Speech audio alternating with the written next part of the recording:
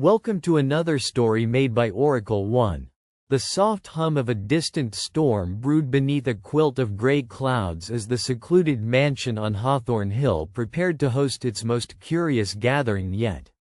It was a dinner party unlike any other, a gathering of strangers who had one commonality, or at least what they claimed to be.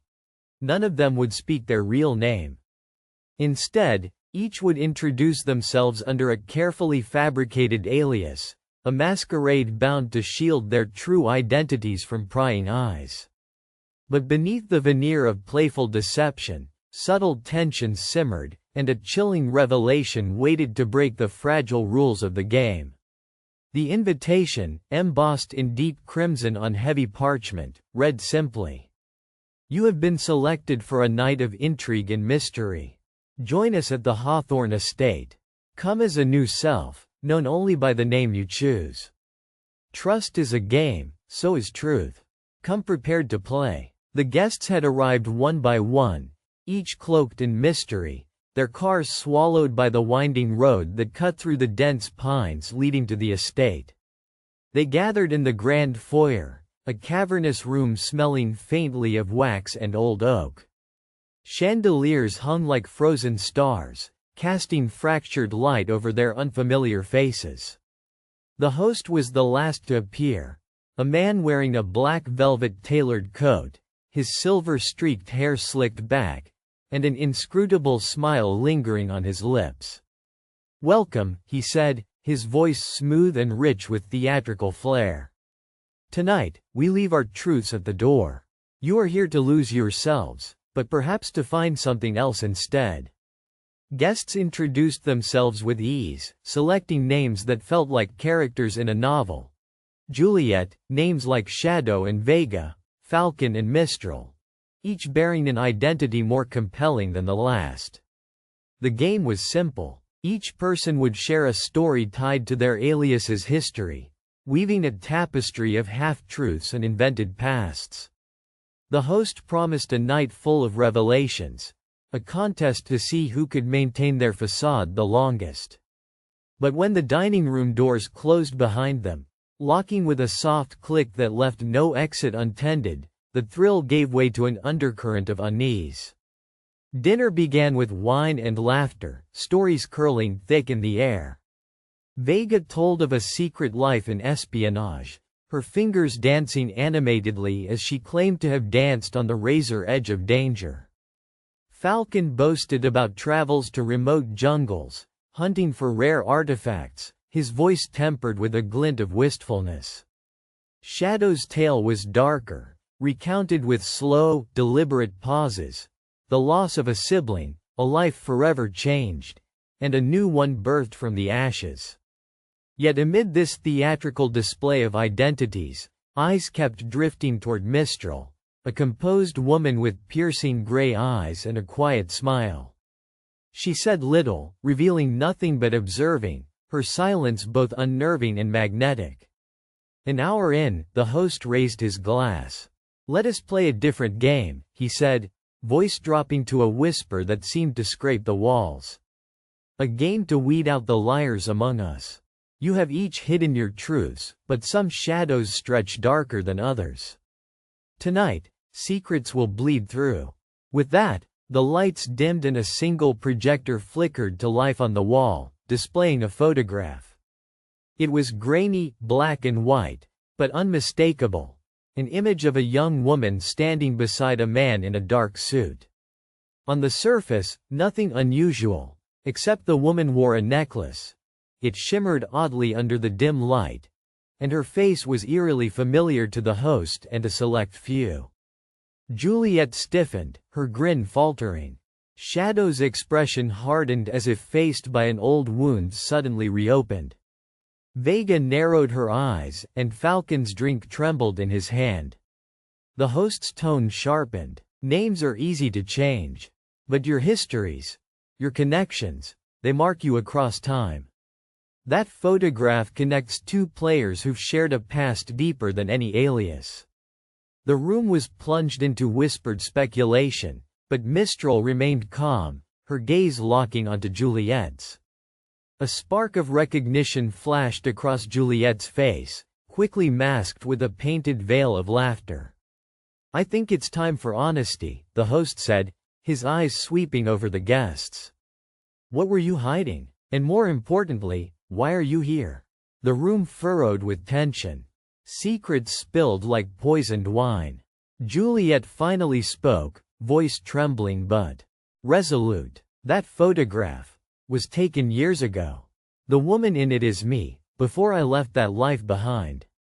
And the man, he was my protector, my captor in a way, from a world I wish to forget." The revelation cracked the illusion.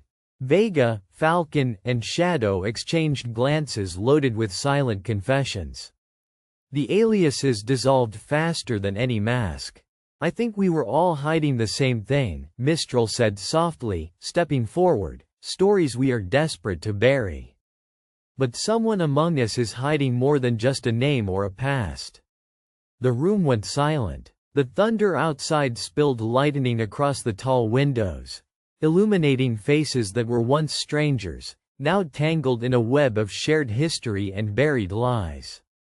Suddenly, the lights flickered and went out, plunging the house into darkness. A scream cut through the night, a haunting sound that shattered the fragile calm. When the lights returned moments later, Falcon was slumped against a wall, a thin line of blood tracing down his temple. His eyes fluttered open, a mix of fear and accusation burning in them. "They're here," he gasped.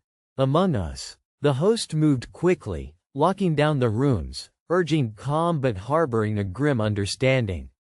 "No one leaves. Tonight, we uncover the truth, one lie at a time." As the evening unfolded, alliances formed and broke beneath the weight of suspicion. Each revelation peeled back layers of identity, exposing raw wounds and dangerous motives. Shadow's real name was Lydia Marsh, a journalist who had once uncovered a dangerous conspiracy. Vega, or Elena, was a double agent hiding from enemies in both governments and crime syndicates. Falcon's true self was a historian named Oliver, pursuing a secret armory rumored to possess devastating weaponry. And Mistral? Her real name was Catherine Gray. She was the reason they were all here. Once a brilliant investigator whose career had been derailed by a powerful elite, Catherine had invited these particular guests because of their intertwined pasts with a shadowy organization known only as the Collective. They had all once been pawns or players in its dark games, and one of them had made certain those ties were severed through violence. The question was, who? The night spiraled into a dangerous chess game. Guests found themselves questioning everything and everyone. Whispered conversations in the library, furtive glances exchanged over the wine-stained tablecloth, strange noises emanating from the walls. Each detail a clue, every word a potential deception. At one point, a hidden drawer in the desk was discovered, containing a small notebook filled with cryptic symbols and a list of names. Names that matched no one present but hinted at a wider conspiracy. The handwriting was familiar, chilling in its precision. The storm outside supped with nature's fury, knocking out the power again. When the lights struggled back, Falcon was gone. Panic gripped the remaining guests. How could one of them vanish from a locked mansion? The host's serene exterior cracked, revealing a desperation that made eyes narrow all the more suspiciously. Catherine, Mistral, decided that the only way to solve the mystery was to expose the lies hiding in their hearts. Under her direction, each guest was forced to reveal their most vulnerable secrets, the truths they had shielded behind their chosen names. In doing so, the walls of deception weakened, but the danger grew stronger. Juliet confessed to a crime she had committed to protect someone she loved. Vega divulged the name of her betrayer within the Collective. Lydia shared the scandal that had destroyed her career. Oliver, once Falcon, revealed the true nature of the weapon he hunted. It was not metal or bullets, but information, a cache of memories coded into technology that could topple governments. Amid the unraveling chaos, a voice declared itself from the shadows. A hidden figure stepped into the light, someone none expected, one guest who had been weaving the web all along. "I invited you here not just to play a game, but to identify the traitor among us," the figure said in a cold, deliberate tone. "Your lies were weapons, now you will face their consequences." The room's temperature dropped as the revelation dawned on everyone. This person was not just a guest but an enforcer, a puppet master disguised as a player. It was Mistral herself, or so it seemed. But in a sudden twist, Catherine revealed her final act. The real Mistral had been long gone. Buried in the past. This was an imposter, a rival from the collective who had infiltrated the party to silence those who could destroy them forever. A struggle ensued amidst the crimson-dripping rain outside, the scent of smoke, and the echo of broken trust.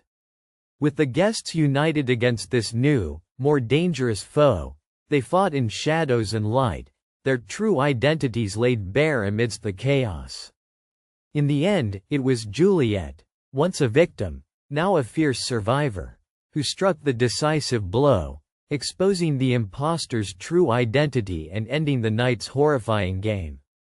But as dawn broke, survivors realized that while the name game was over, the real game, the battle against the collective specter, had only just begun. The guests departed in silence, each carrying a shard of truth and a heavy load of secrets, the aliases discarded but the scars of deception lingering deep within their souls. The mansion stood silent on Hawthorne Hill, whispering in the wind, waiting for the next game to begin. For more stories, like and subscribe.